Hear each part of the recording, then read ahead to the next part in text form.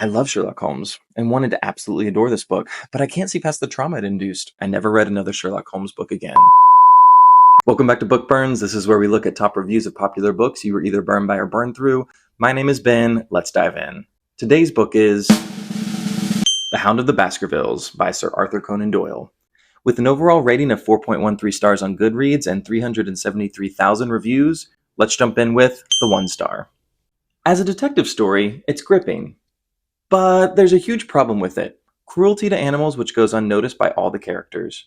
At first I was going to write something about the creepy atmosphere and the doubtful women characters, but in the end, the story of the dog makes the whole thing too sad, and the way it is treated by the author, unbearable.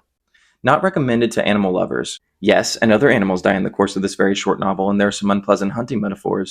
I do hope the story will lose some of its popularity with time.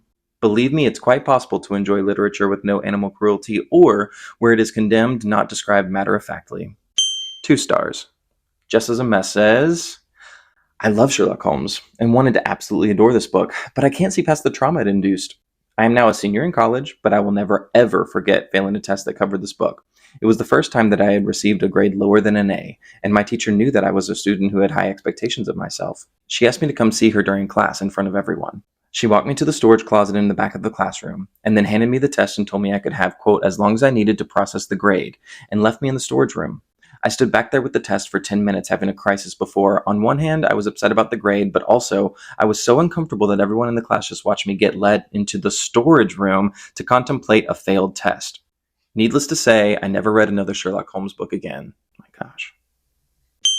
3 stars. Corrado says, it was okay.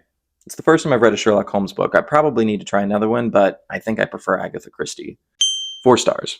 Doug says, my grandpa Cannon loved this story, and he often told of a time when he went to see a, quote, picture show about the Hound of the Baskervilles. It scared the willies out of me, he said, and then he and his friend had to part ways as my grandpa rode his bicycle home in the dark. He was thinking about the devil hound, and then he heard something panting behind him.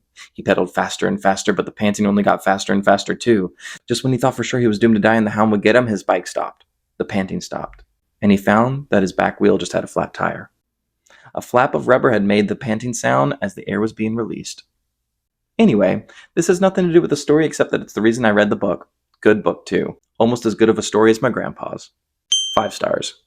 Jonathan says, I'm a big fan of any writer who is capable of creating powerful and memorable characters in literature, and Sir Arthur Conan Doyle is no exception. His work on other books may also be quality, but it is Sherlock Holmes who will always be remembered, and for good reason. So there you have it. Those are some of the top reviews on the book, The Hound of the Baskervilles. Let me know what you thought about it in the comments and tell me which one I should cover next.